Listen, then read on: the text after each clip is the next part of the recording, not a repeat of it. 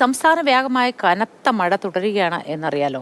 അപ്പോൾ എവിടെയൊക്കെയാണ് ഈ മഴ പ്രശ്നമുണ്ടാക്കുന്നത് എന്ന് നമുക്ക് നോക്കണം. മധ്യ തെക്കൻ കേരളത്തിൽ മഴക്കെടുതി രൂക്ഷമാണ് എന്നതുകൂടി മനസ്സിലാക്കുക. വിവിധ സ്ഥലങ്ങളിൽ എവിടെയൊക്കെയാണ് ഓറഞ്ച് അലേർട്ടുള്ളത്, യെല്ലോ അലേർട്ടുള്ളത് എന്ന് വളരെ കൃത്യമായ മാപ്പിലുണ്ട്. മലപ്പുറം, പാലക്കാട്, തൃശ്ശൂർ, എറണാകുളം, ഇടുക്കി, കോട്ടയം, പത്തനംതിട്ട ജില്ലകളിൽ ഓറഞ്ച് അലേർട്ടാണ്. മറ്റിടങ്ങളിൽ യെല്ലോ അലേർട്ടുമുണ്ട്. ജാഗ്രതാ നിർദ്ദേശം ഇല്ലാത്ത ഒറ്റ ജില്ല പോലും ഇല്ല എന്നത് പ്രത്യേകം ശ്രദ്ധിക്കുക. Yellow, orange അലേർട്ടുകളാണ്.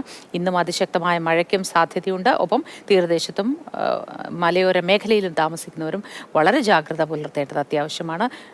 വിനോദസഞ്ചാര മേഖലകളിലേക്കൊക്കെ യാത്ര പോകുന്നവരുണ്ടെങ്കിൽ, പ്രത്യേകിച്ചും ആഴ്ചയുടെ അവസാനമാണ്, അങ്ങനെയെങ്കിൽ പ്രത്യേക ശ്രദ്ധ എല്ലാ കാര്യത്തിലും ഉണ്ടാവേണ്ടതുണ്ട്. മഴയാണ്. അത്യാവശ്യമില്ലെങ്കിൽ യാത്രകൾ ഒഴിവാക്കുന്നത് ഏറ്റവും പ്രധാനപ്പെട്ട ഒരു കാര്യമായിട്ട് ഓർക്കണം മനസ്സിൽ.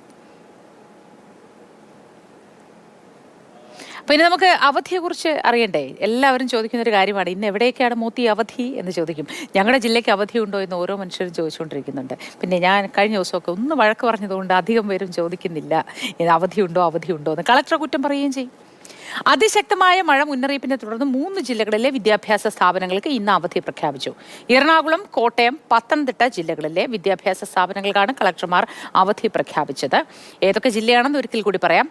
എറണാകുളം, കോട്ടയം, പത്തനംതിട്ട, ഈ 3 ജില്ലകളിലെ വിദ്യാഭ്യാസ സ്ഥാപനങ്ങൾക്കാണ് കളക്ടർമാർ അവധി പ്രഖ്യാപിച്ചത്.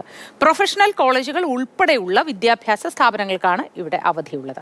കോട്ടയം ജില്ലയിലെ മുൻ നിശ്ചയിച്ച പരീക്ഷകൾക്ക് മാറ്റമില്ല.